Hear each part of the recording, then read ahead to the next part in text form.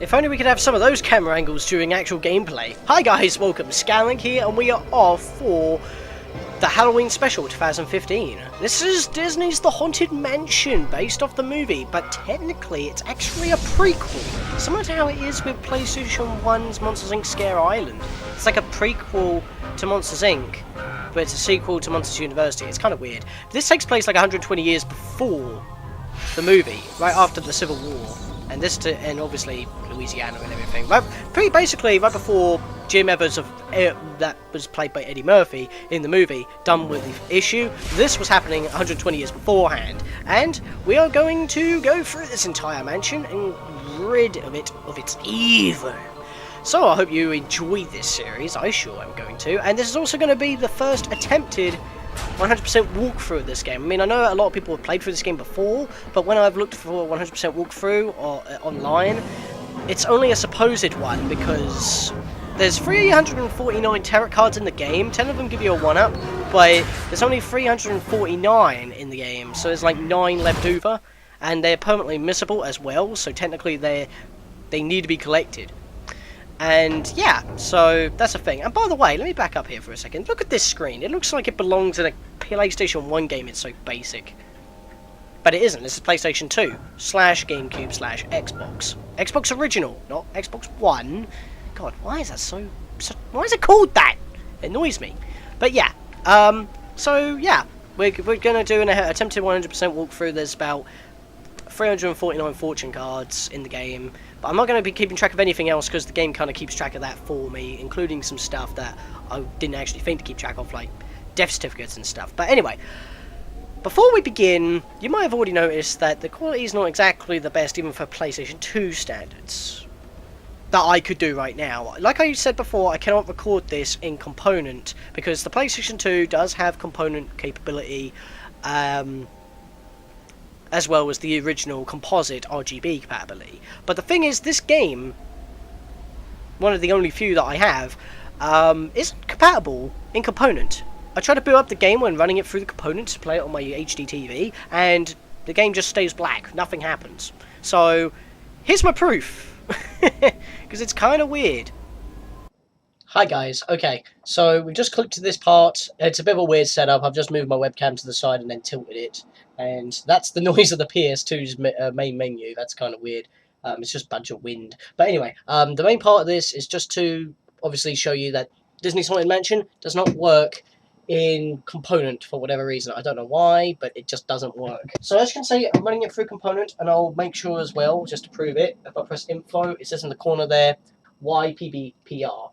And that's what that is, YPBPR. I'm in component. I'm running this through component. It's plugged into the TV. I'm running through component. Older games that I have for the PS2, like Kingdom Hearts, Evil Twin Cyprian's Chronicles, that are older than this game, slightly older, just a couple of years, they work in component. But this game doesn't, and I don't know why. Of course, games from later on, like Kingdom Hearts 2 and stuff like that, would work. But this game doesn't, and I don't know why. And I'm here to prove that. So let me back out of there quickly. And just show the disc tray. And let me just blast this up to about 50 or something so you can actually hear the sound effects. Because I'm using the... oh god. Bloody wind. Because I'm doing it through the webcam's microphone, so it can actually capture this moderately. Because my microphone ain't going to reach. Now listen carefully.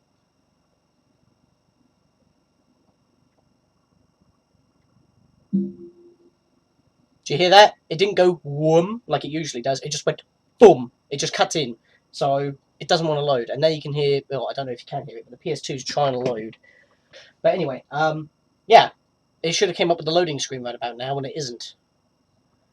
It's just not loading the game. So if I just get this over here. Oh, it's not rumbling this time. Last time it did.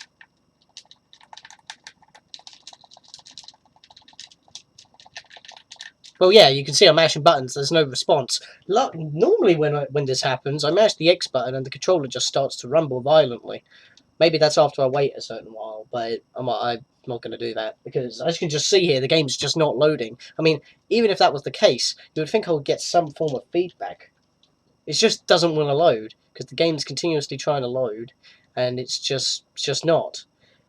it hasn't even glitched or anything, so it's like I don't know what's going on. So this is the reason why I cannot record it through the PS2/PS3 component wire. Because as we all know, the PS2, as I've already shown you, is compatible with component, but this game particularly isn't, and it has to be run through the PS2's basic RGB/composite wire.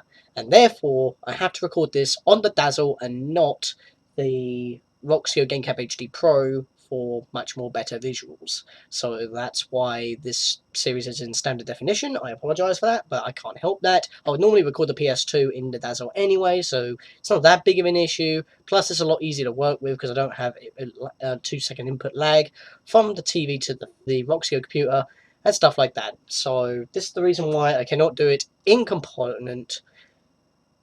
Back to the Let's Play, I guess. So yeah, it doesn't make much sense, but yeah, it just can't be run through components. So I had to run it through composite, through the Dazzle, like old times. So that's kind of a thing. Anyway, this game has a bit of a weird mix on the sound. I mean, the game is actually pretty quiet. I've actually got my computer up to 70 just to hear it at the moment. And the music is at max. Oh, god damn it. The music is at max, and as weirdly enough, the music is kind of tied into the music as well, and that does not help, because the ambience kind of sometimes overpowers the speech. So I'll see if I can do that in editing or something. Not only that, but we've also got sound, and I've turned that down just a little. I'll do it one level more. Except, okay, so let's get into the files. Okay, so one massive thing that I haven't realised is that I can't copy files. So in between videos, I'm going to have to exit the game, get another memory card into slot 2, copy the file over to another memory card, and then see if I can do that instead. So, just so I have a backup file, but that is kind of a thing. Plus, if we create a new game, we have difficulties. Now, there's not really much difference with difficulties. The enemies get stronger, you take more damage, etc, etc.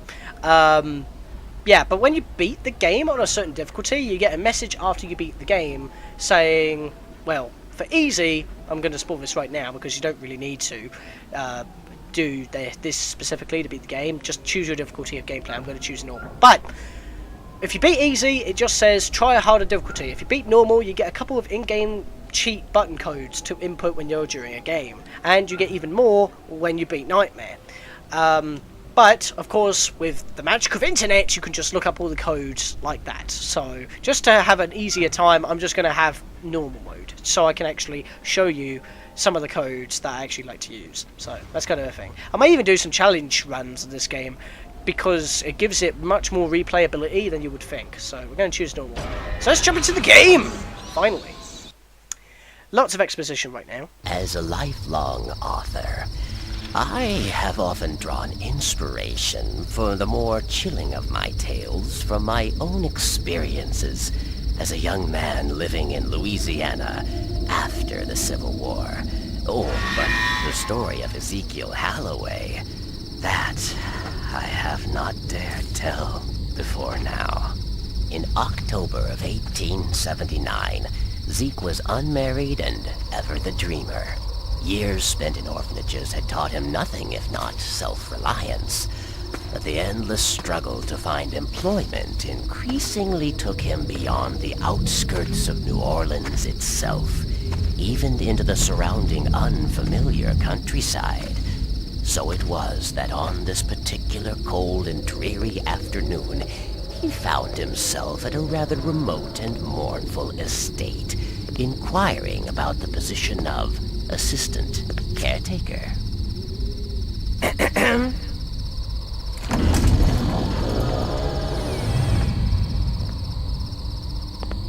He certainly looks like a nice young man. Young beggar, more likely by the looks of him. Aye, beggar or not, we ain't in no position to be choosy. Do you think he's ready for something like this? We'll see how it holds up under fire soon enough, I reckon. Enough already.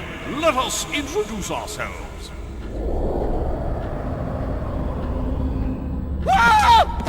Aye, that's gonna leave a mark. Hurry now. She will be expecting him. That scream yo is awesome. So yeah, we're going to get some exposition right now, and like I said, that this takes place before the movie, so like I said, it's a prequel, so just bear with that. And I can't talk during the cutscenes because it's so quiet. He I hope he's feeling better.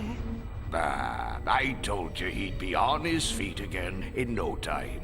Come, we have done our part for now. She is on her way. Awakened now from troubled sleep, you find yourself where shadows creep. The mansion hides its history, but solve you will this mystery, and find the truth that's buried deep beneath these halls where spirits weep. Oh, I, child, am Madame Leota, speaker of the spirit world, medium of the mysterious, and seer of things unseen. I know why you're here, even better than you do yourself. Assistant Caretaker it is, and you are Ezekiel, but you prefer Zeke.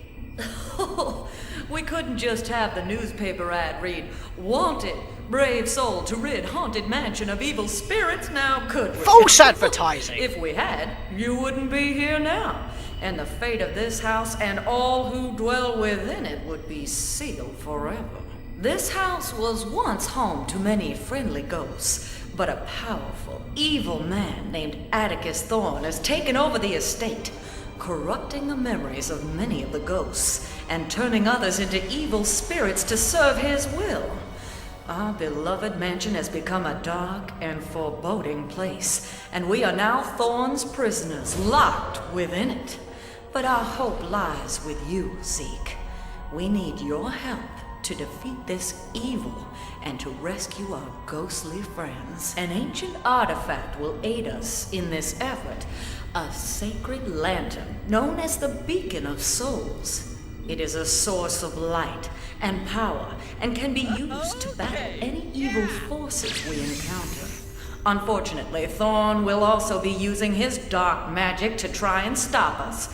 He'll be creating magical barriers throughout the mansion and twisting the very rooms themselves until we can turn on the lights and undo his spells. While not all of our foes fear the light, it will weaken the lesser evil spirits and force them into hiding. Once found, these shriveled souls can be chased from their hiding places and drawn into the beacon. Here, the soul's corruption will slowly be reversed, returning them to their good and former selves. As the good power of these souls increases in the beacon, their energy will enable us to break down the magical barriers that Thorne has erected. Then, we may gain access to more areas of the mansion. But there is more I have to tell. The primary source of the beacon's power lies in the 6 sacred gems that adorn it. They are called soul gems. Now, to keep them out of Thorne's hands, I had my ghostly friends hide 5 of them somewhere in the mansion. The Chaos Emeralds. And the beacon still has 1 soul gem in place. This allows it to function, but very weakly. So we must find the other 5 to restore its power completely. I'm sorry if you find this confusing, Zeke, but I'm afraid we have little time and much to do. I'll ride along in your satchels, so hold it open and I'll just roll. Wait, you don't need to. Fingerprints! Watch the fingerprints! Exposition, hush it up ASAP. Nostalgia Critic reference, but yeah, yes, we got a ton of exposition yet there. You don't really have much chance to even chime in without overpowering the game, but yeah, that's pretty much one of the few major cutscenes. So now we get onto the game. The light switch is over there. Use the activate button on the switch to light up the room. Of course, she'll give us controls, but she'll go into a little bit more explanation than what I will. So let me give you an explanation of the controls quickly. But first, HUD. Blue bar, health. Number underneath, lives. Face next to your life and energy bar is just Zeke's portrait. Nothing too dramatic there. Bottom left is the beacon. Yes, this is our shooter-upper-free thing that we got right here. Hold and charge to go to the next soul gem, and obviously they have different powers. Right now we only have the rapid spammy pea shooter, if people want to call it that. Using the R1 button shoots, L1 lets you target and strafe like that. You can just spin and do that, do the river dance. That's actually kind of a useful technique. But yeah, if you hold the button, go left to right, you can strafe, you can shoot while doing it, and you lock on enemies by doing that. The right analog stick allows you to turn the camera around, so does R2 and L2. Yeah, but anyway, back to the beacon, because I went off at a tangent with the beacon controls. The beacon itself shows you what soul gems you have. The number in the middle is how many souls you've collected. The black circle with a number in that is telling you how many souls are in this room, so I do not have to keep track of that.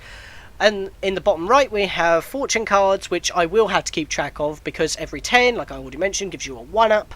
There are 349 cards in the game, which is weird because that means you have 9, but you can't get the 10th one for another 1-up, so it's weird. But they are permanently missable, so that's kind of a thing. There are also energy potions called tonics. That is one right at the end of the hall to the left there, but that recovers health, and once again they are technically permanently missable, but as it only recovers health, they're not that important. Lives are more important because it's actually tracked in the game, and yeah, you can also recover health through health extensions. There's 11 of those in the game. And yeah, I think I've pretty much covered everything that there is in the game already. Plus, oh yeah, circle, notice that the beacon that we're holding sparkles when we do that. That's to suck up souls. Press it rapidly to lock on the multiple, then hold the button to suck them in. Square is to interact with. Mostly when it comes to pulsating items like this, you can interact with stuff like that. So make sure you're looking carefully. If this was being run in component, it will be a lot more noticeable. As you can see, you can't exactly notice it pulsing that well because of the resolution, but if we zoom it in, we can tell. Luckily, I know what pulsates, so I know what to touch. That sounds a bit weird, but no other way to word that. Also check for crooked portraits, because that could mostly be shaking as well. And of course X is to jam up. And that's all the controls in the game. Oh yeah, and of course we have the pause menu here. Views death certificate is another thing that's required to get the soul gems, but I don't have to keep track of that. So there we go. That's all the tutorials in a nutshell right there. Try to spam them out. These are the main enemies of the game. They don't appear when lights are on. Oh, fight off these evil spirits with a rapid shot by pressing the fire button. To attack a specific enemy, hold down the lock-on button. And some shots can actually home in, as you just saw right there. I normally shoot straight forward, but if I'm standing at an at least a 45-degree angle, they will actually target the enemy automatically, which is very nice. But of course, if you're running away from an enemy and you need to turn around, hold the button, the lock-on button, and it will turn them around. Now, if I get... Oh, did I just kill them before I could explain? Ah, okay. You see these blue little boxes above their heads? I'll start shooting one and it will start going red. Every enemy has an energy bar. If they're a boss, then their energy bar will actually be similar to how your energy bar is designed. But in this case, the enemies' energy bars will normally appear above their heads. It's a lot more noticeable when we go against more powerful enemies, because they'll have bigger energy bars. And of course, the blue is their health, the red is how much they've lost, similar to what we have. So that's kind of a thing. Like what I was telling you, these are bravery tonics. They're as permanently miserable as the tarot cards, or the fortune cards, but the fortune cards are more important than these, because these aren't tracked. The cards are, well, they're half tracked in the game for your 1-ups, but these aren't really tracked because, you know, you could potentially beat the game without taking any damage if you're that meta, but I'm not. Anyway, every room pretty much involves solving a puzzle or an endurance round of some sort in order to reach the light switch, or just turn the lights on in general. Once you turn them on, the ghouls that we were just fighting will not spawn, but any other enemies can still appear. Ah, there we go. Now that the lights are on, you'll be less afraid, and your bravery measure will reflect this. And what she means by that is that when the lights are on, your energy effectively doubles. As I said, the little ghouls don't do a lot of damage. Once you turn the lights on, all enemies can still hurt you, and you really want to turn the lights on as quickly as possible. In some instances, like I said, there are some permanently missable items. Luckily, there's none in this room, because it's the first room. But funnily enough, the next room, which is like the main hub in a way, because it's the foyer, actually does have one permanently missable item. Yeah, that early on in the game, and there's already some permanently missable items. Find shriveled souls by searching objects. Then, pull them into the beacon by holding down the soul collector button. You can find out how many shriveled souls are still hiding in a room by looking at the soul counter down on the lower left. I will try to be quiet when she's talking, most of the time when it comes into that, but I was in the middle of a sentence, so sorry, Madame Leota, you interrupted me. Here's some souls. Like I said, circle button, you can press it and lock onto one. If locking onto one of them at a time is too much, rapidly press and then hold. More than one shriveled soul at a time into the beacon? Tap the soul collector button once for each soul before holding it down. As I just explained. And can I just say, I like Madame Leota's character in this game. Of course, obviously it's a different voice actor than what it is in the movie, but then again, it's also 120 years before the movie. I just got a message on my phone, I'll have to check that in a second. But yeah, I actually like her in this game. She's kind of funny, kind of witty, and she's full of energy. But in the movie, she's just like out of her time period, and it's just like so annoying, so whiny, and even the actor, Eddie Murphy, gets peed off. I mean, I don't even know if it's the character or just Eddie himself. Anyway, I'll be back in a second. God damn it. Why did I have to get texted at that point? It wasn't even that important. I don't even know what she's talking about, to be fair. Anyway, that thing's pulsating, so let's activate that. Alright, now these things are important. Look at this thing. It looks like a voodoo doll. Now watch my health when we grab it. This is one of the health extensions I was talking about. There are 11 of them in the game. My health just got extended. It also acts as a full recovery, so technically it's the heart container of this game. A Mumbo doll. Income token. What is this? Badger Kazooie? Handcrafted by Madame Leota to ward off evil and protect the bearer from an untimely death. Gives Zeke a permanent bravery boost, which is very awesome. If you grab them when the lights are off, don't worry. It will still get doubled, just like how it is. It's basically just an extension. It does the same regardless if it's light or not. Now, I'm going to have a counter appear at the bottom of the tarot cards once we grab this tarot card right here. Thin ones like this are worth 1, a thick pack is worth 10, which is technically an extra life in general, and, well, like I said, we've got to grab all 349 of them. Like I said, it's a bit weird, but like I said, I found it on, like, a walkthrough online saying that the maximum is 349 at this time. No one can find anything else. They've checked every permanently missable area, they can't find any more, so it must be 100%. If not, I can make bonus episodes, so this is definitely going to be 100% in one way or another. Fortune card. Part of Madame Leota's long-lost deck. Used to channel spirits and provide protection from evil forces. Collect 10 to gain an extra life.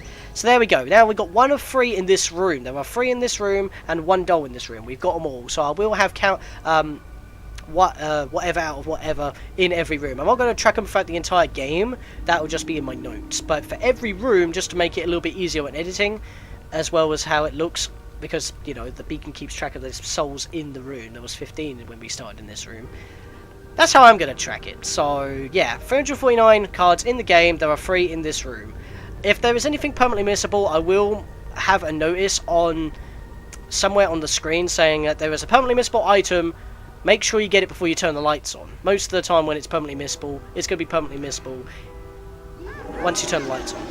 So, that's a thing. So make sure you grab everything that you can before you turn the lights on. That's kind of the rule. So here's another card here. So that's 2 of 3. It's kind of easy to track right now because, of course, we're in the first room. We're grabbing our first set of cards. Is there anything to interact with here? Or did I already do everything in here? I feel like I've done everything in here. I can't even remember what I can interact with, unless it's specific. I think I've got everything under there. So it must be something else up here. Is it that? Nope. Is it this trunk? Nope. Now, when it comes to searching for the souls, make sure you grab all of them from the thing you've already interacted with. Oh, I must be back in the thing. I must have missed something. But yeah, make sure you suck up all the souls before you activate something else that releases souls, because otherwise the souls that you release beforehand will just retreat. I've interacted with everything under here. Why can I not find anything else? There we go. It was that little pot on the floor. God damn it. Oh, we got a piece of a death certificate. Like I said, I'm not going to keep track of these because the game keeps tracking them myself, and they're required to give them to the friendly ghosts, which are holding the soul gems, as Madame Leota will just tell us right now. Congratulations! You found part of an old death certificate. Collect all the pieces and take them to the proper friendly ghost to earn a reward. And of course, as she already mentioned during her exposition talk, they're holding the soul gems that power the beacon. That's it. Once you've collected all the shriveled souls from a room, you're ready to explore more of the mansion. Press activate to open the door. Alright, so we've already been going on for about 20 to 23 minutes, but the problem is that I want to actually reach a save point before we end the video, so this is going to be a little bit longer, but I do want to keep these videos in like 20 to 25 minutes at most. So, that's my goal. Good Goodness gracious. I ain't never seen a storm like this. Oh, When you want to talk to ghosts like this, you just interact with them like normal. nothing good can come of it. So yeah, if you want to talk to ghosts, you can just press the activate button to interact with them and talk to them. They do have a couple of lines, but I'm not going to list all of them because it's not needed. In fact, you can just ignore them. But in this room, because you can't actually talk to the one that you make appear, because, oh yeah, these things. These bloody things are evil at the end of the game. They will not stop hunting you down, just letting you know. But this room, once you beat it, the ghost will immediately talk once you complete the room and get all the souls. So I'll have to be quiet as soon as we turn on the lights, but yeah, that's a thing. Now, back in where we just saw in the demo, or in the intro, we were in this room in the intro, they were standing right up there on the balcony. And then we went, whoa! And fell over. But if we just walk forward a bit. As we travel through each room in the mansion, the energy of souls long past still lingers. Sometimes, this energy will allow me to communicate with those souls in the afterlife. By channeling them, I may be able to gain hints and clues that will help us in our journey. So, as she said at the very end there, well, she didn't say it at the end, but basically, if we press the control pad, because obviously I'm playing the PS2 version, I don't know the controls for the Xbox or GameCube versions, to be fair, because this game's available on those as well. GBA as well, but the GBA version's completely different, because obviously it's not 3D. So, let's just press one of the control pads. I'm going to do this every time we walk into a room, and this is the only time that she actually does her little riddles, but this actually makes sense, because you're playing a game, you want to actually solve it. So, When the easy way you cannot climb, a crooked path could save you time. now, obviously, you want to do what she was telling you to do in order to hit the light switch, but hang on. A common rule in this game for permanently missable items, oh by the way, there is a permanently missable item in this room as noted by a graphic that I will put on screen somewhere, probably in the top right, because there's nothing there. That'll probably be a thing. Mostly when it comes to permanently missable stuff, it's just the cards, but in this room there's already one of them. A crooked path will save you time. Well, you try to go up the easy way, but nope, you're not allowed to do that. The stairs collapse. So, yeah. And we're in a building, so it's not like we can follow a path. So, yeah. But anyway, before you even start looking for a crooked path to climb up, you want to knock down these stairs. There's our first permanently missable item in the game. Another card. There's 11 in this room, so that's a thing. Like I said, it's 100%. I'm going to be a stickler on making that apparent. Those spiders like to come down and just, you know, wreck your face. But there is an easy way of killing them. You can either jump on them and kill them, but they could also hurt you by doing that. Of course, you could lock on and shoot them from a far distance, but they're pretty fast. They can pretty much get close to you, and you'll probably be hitting the floor a lot when you're locking onto them. Okay, I'll use this guy to demonstrate. So instead, you want to lock onto them and just spin in a circle. You just immediately step on them and kill them. It's so much easier, especially when there's a whole mob coming towards you. You just do the flip-flop river dance. Doodly doodly doodly doo. I like his hand. Doodly doodly doo. Whoa. Anyway, so puzzle. Let's get on to the puzzle now, because we've got all the permanently missable stuff in this room, which was just that one card. Oh, and by the way, if you want to save, interact with these things. This will save you time later. Activate the grandfather clocks you find throughout the mansion to save your game progress. Okay, sorry about that. Her voice jumped for a second there. Of course, like I said, there's a second-hand disc, or it's going to be a very old game. Either or, the disc is probably going to be old in some way. But this game kind of replays the clip that she just said in order to fill in the gap that she can't say properly, which is very funny because it's like, it's like a hiccup. I mean, that's pretty much what it is. It's like an audio hiccup, but the game kind of like tries to get around that, and that's pretty cool as well. And there's not that many glitches in this game as far as I'm aware, so that's cool as well. Anyway, if you come down here, there's a bravery tonic, but we don't want that right now because, well, spirits will come for us anyway, but we don't need to worry about that, so let's just shoot them and ignore them. There we go. So, we need to find a path. Let's get on with this damn puzzle.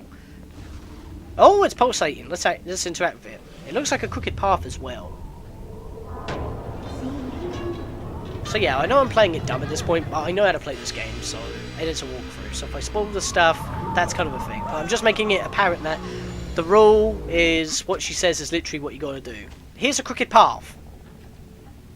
It will save you time. So there you go, sorted. Just follow the path, And there we go. We climb up to a place where we couldn't easily with the stairs. Hello, Mario 64. Get out of the pain. Don't know if it was inspired by that at some point or if it's just like a kooky thing. Bats can't hurt you, so don't worry about that. Let's just jump over here. Jumping's actually faster than walking. Oh god, spiders. Right, got that guy. So yeah, as you see here, barriers, you can't get through them. You need a certain amount of spirits. But like I said, we need all 999 spirits in the game. So, alright. You want to always interact with stuff that looks out of place as well if you can't see the pulsating. But always look around to see if anything's pulsating. That candelabra was upside down. I fixed it. There's a hidden passageway here, and it's given us a packet of cards, which is 10 cards, which is an extra life. We grabbed the one downstairs. Now we grab that one, which is... Actually, did I just miss a card in the previous room already? Oh my god, I'm such a twat. Wait. Let's turn on the light. The light is always going to be marked with a, well, it's always going to look like one of these lights. But this thing looks suspicious. This strange device looks like something the Order of Shadows would use, but I don't see how to activate it. Perhaps we'll find a way later.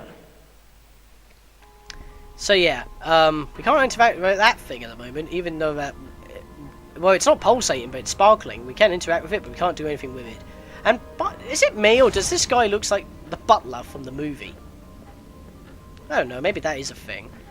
I mean, hell, this is the Gracey Manor, so that's like the name of the place. No, I don't want to go to the conservatory. I need to go back into the room because I missed a bloody card already. I'm such a twat. Probably go interact with stuff again in order to make it a thing. There's the card. How did I miss that? Seriously, I thought I grabbed that one. Ugh, I'll meet you back in the foyer. Okay, Scatlink, be more diligent, because we're not going to be having that bullcrap all the time. Especially when it comes to permanently missable items. Of course, I get the permanently missable one in this room, but I don't get one of the easier ones in the previous room. Okay, so let's get back to where we were, and get these souls. Sorry, I mean, I've had to do this episode like 3 times, to be fair. I actually did this episode once, and it was perfect, but then I accidentally overwrote it to try and do another episode, so I'm only going to be doing one episode today, but like I said, all of this is going to be pre-recorded, so it's going to be all like uploaded before its release date, and then it's just going to be released whenever after Halloween or on Halloween. This episode's going to be on Halloween. I'm actually recording this before even October, so that's a thing. So yeah. Anyway, just grab these souls. There we go. We got another piece of the death certificate, which is awesome. We need all them. We need all the souls anyway, so it's not like we're going to miss them. But yeah. No more unprofessionalism for the rest of this series. That's a diligent thing I've got to make sure of. Especially when I can't easily copy my file.